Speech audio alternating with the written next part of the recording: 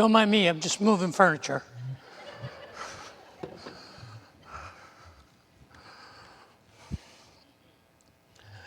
So today, I want us to begin some time harvesting some fruit.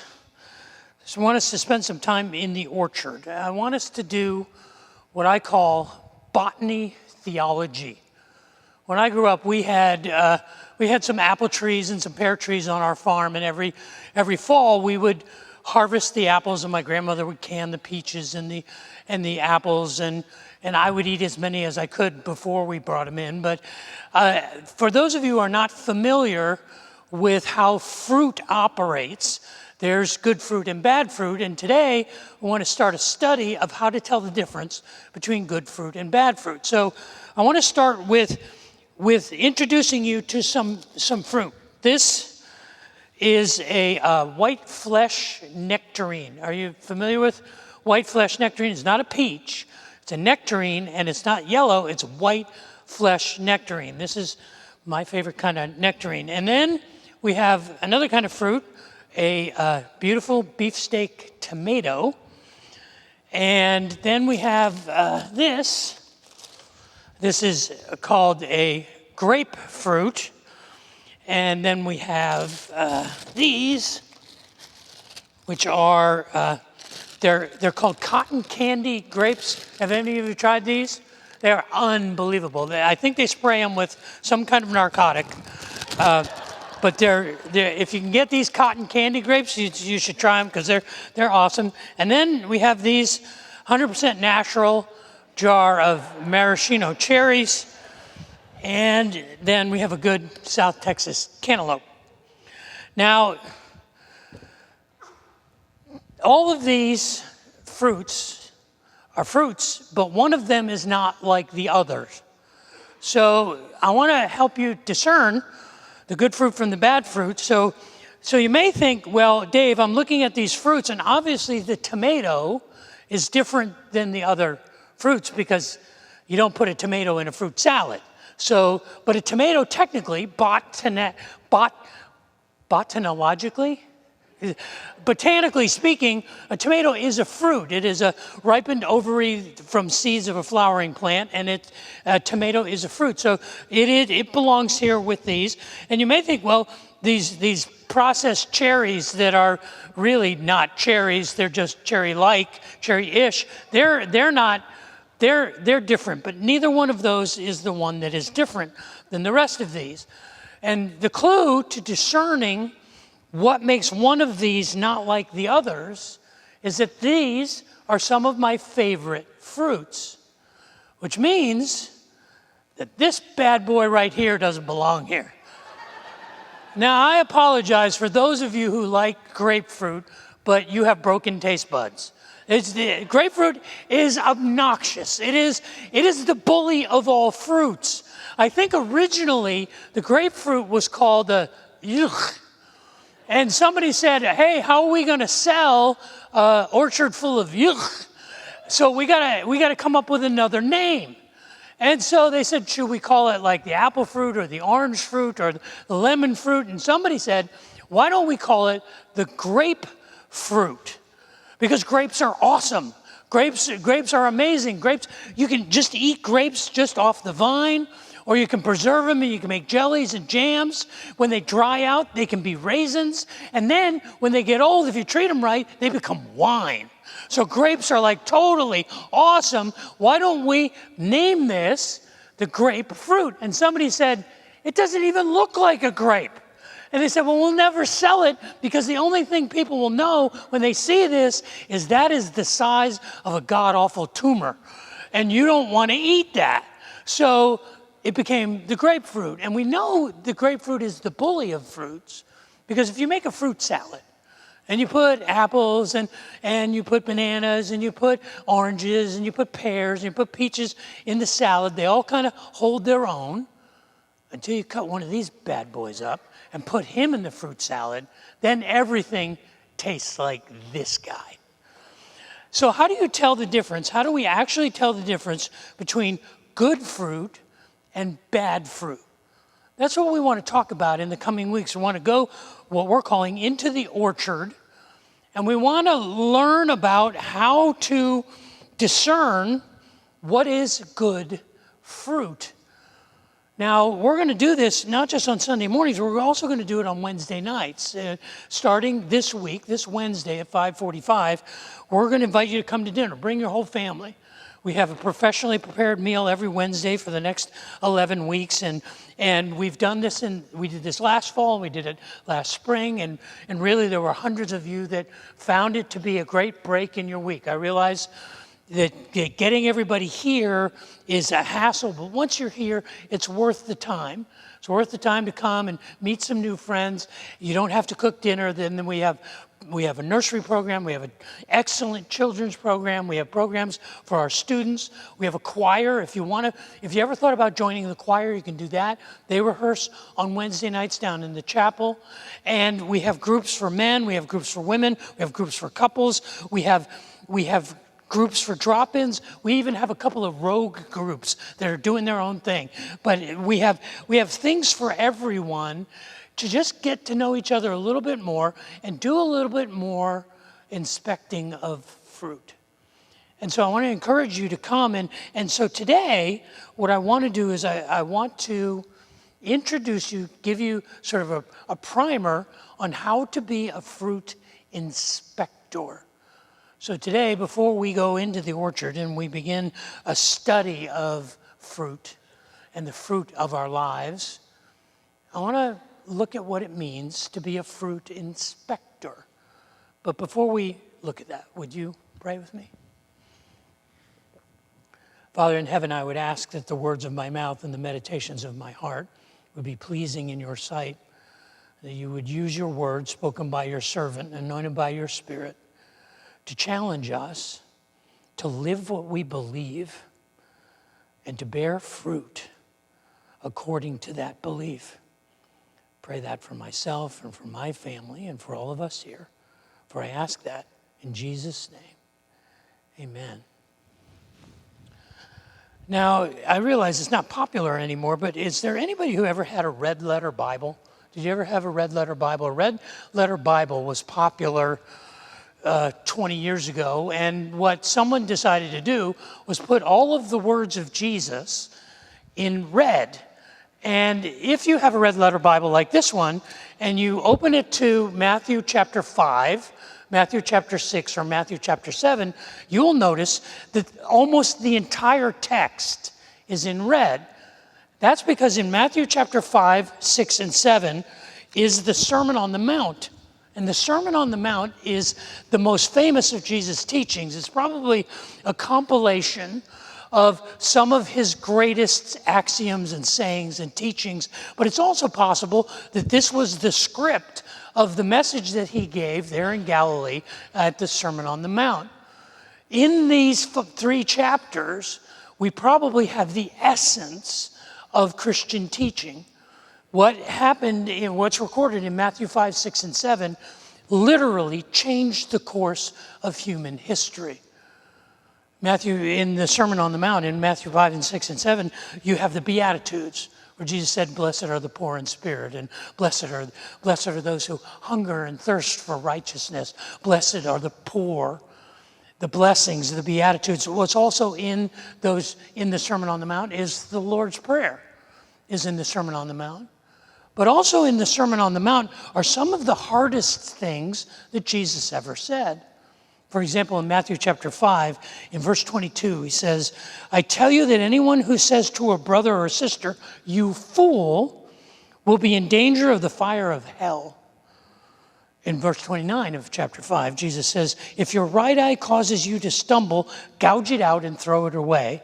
It is better for you to lose one part of your body than for your whole body to be thrown into hell." This is harsh stuff. In Matthew chapter 6, verse 24, he says, "No one can serve 2 masters. You cannot serve both God and money." In Matthew chapter 7, verse 1, he says, "Do not judge, or you too will be judged." And in verse 14 of Matthew 7, he says, "Small is the gate and narrow is the road that leads to life, and only a few find it." But then in the very next verse, Jesus gives us a thumbnail lesson in how to be fruit inspectors. In Matthew chapter 7, verse 15, he says, "Beware of false prophets who come disguised as harmless sheep, but are really vicious wolves. You can identify them by their fruit, that is, by the way they act. Can you pick grapes from thorn bushes or figs from thistles? A good tree produces good fruit, and a bad tree produces bad fruit. A good tree can't produce bad fruit, and a bad tree can't produce good fruit. So every tree that does not produce good fruit is chopped down and thrown into the fire. Yes, just as you can identify a tree by its fruit, so you can identify people by their actions." Any of you play poker?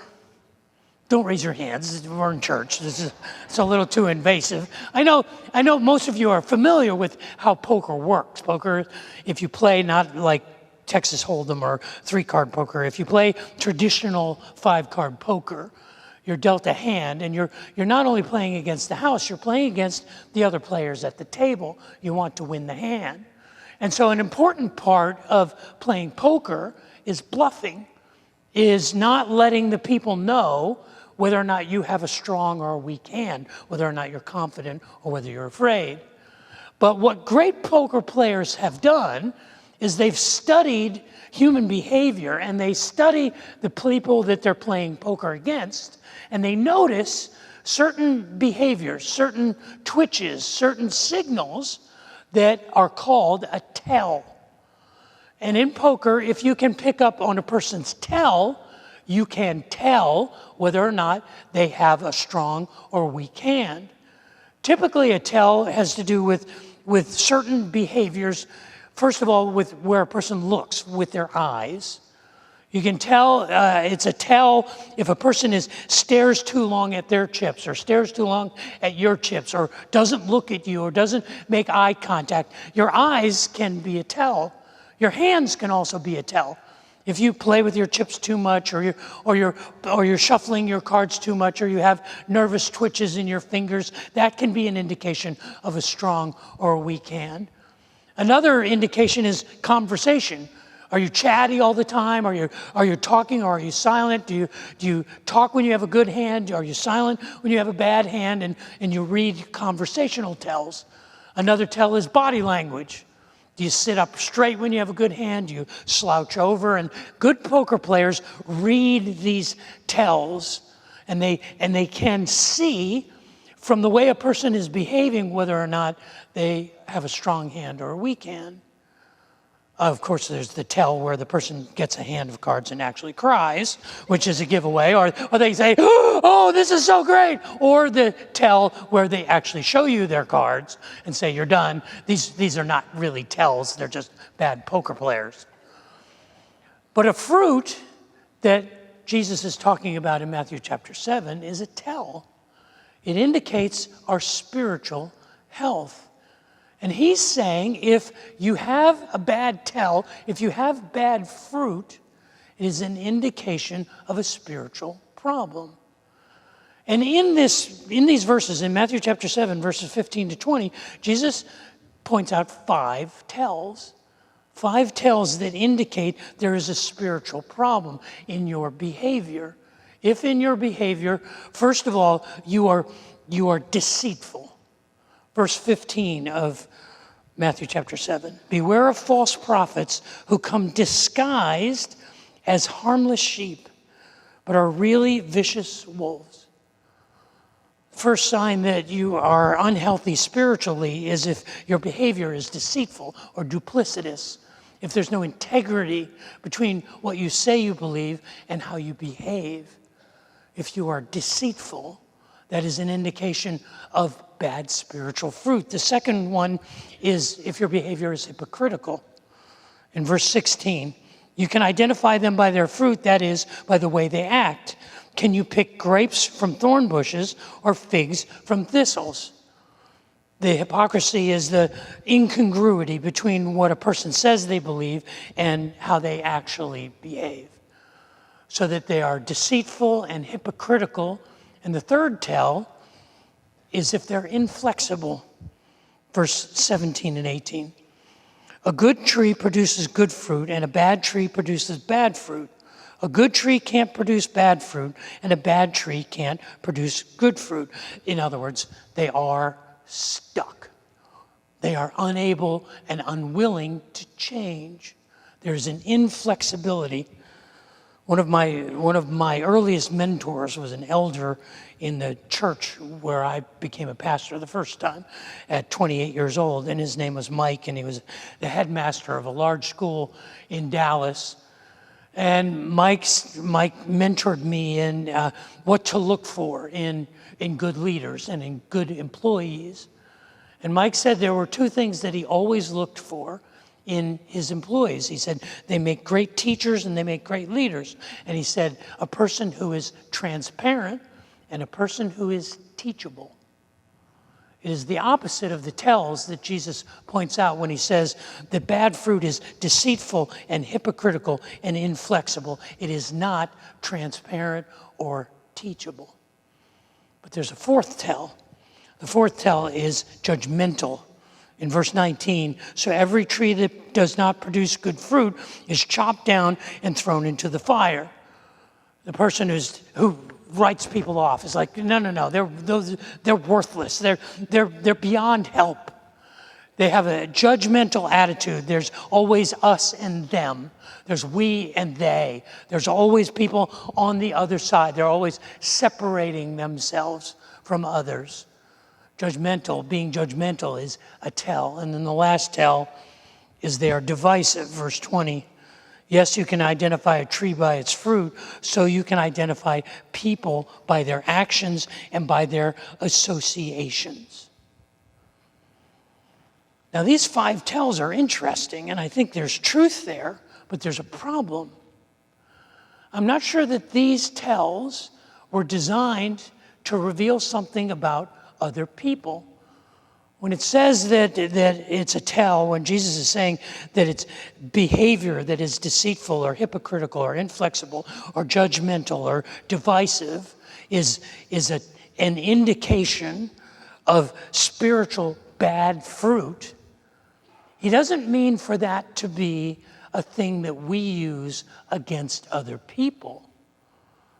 It's supposed to be a self-diagnostic.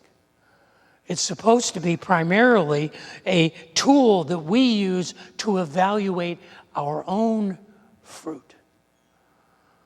You see, the thing that Jesus is getting at here is he's not saying the important thing is to tell who the bad fruit are around you. The important thing is to tell, is there bad fruit in you? Are you producing bad fruit? This is dangerous stuff. This is like giving a box of razor blades to a baby.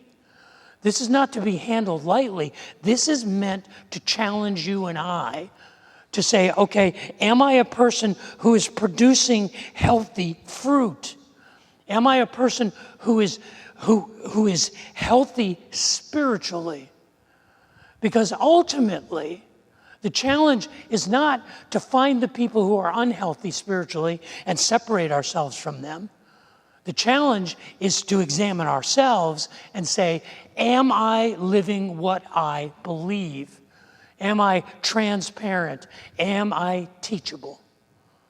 Am I a person who is willing to do the hard work of examining the fruit of my own life? Because ultimately, we can say anything we want. Ultimately, it's our behavior that defines our faith. Last Saturday, we had a memorial service for Gwen Ford, a wonderful longtime member here at Riverbend Church, and Dr. Gordon Smith delivered the eulogy. And Dr. Smith delivered a wonderful tribute to Gwen, and he talked about the kind of life that she led, and he shared a poem, and it's a poem that is one of my favorite. I've always called it the preacher's poem. And so I went back and I reviewed it, and then I changed it. I changed the pronouns in the poem to remind myself that really the point is for me to be accountable for the fruit that I produce. And the preacher's poem that Gordon shared about Gwen, that I'm sharing with you, is changed in this way. This is how it goes. I'd rather be a sermon than preach one any day. I'd rather that I walk with you than merely point the way. The eye's a better pupil and more willing than the ear. Fine counsel is confusing, but example is always clear. For I'm a better leader when I'm living out my creed, for you can see me put good into action, is what everybody needs. You soon can learn to do it if I let you see it done. You can watch my hands in action when my tongue too fast may run. For the words that I deliver may be very wise and true, but I'd rather show you the message than simply tell it to you. For you might misunderstand me in the high advice I give, but there's no misunderstanding how I act and how I live. See, there's a problem with a poker tell. The problem with a poker tell is it's usually an unconscious movement. You see, if you're playing poker and you think, okay, I'm going to fool everybody at the table, when I have a bad hand, I'm going to laugh. And when I have a good hand, I'm going to cry. And when I think I'm going to win, I'm going to be depressed. And when I think I'm going to lose, I'm going to act really happy. And that'll throw everybody off. The problem is people will figure it out.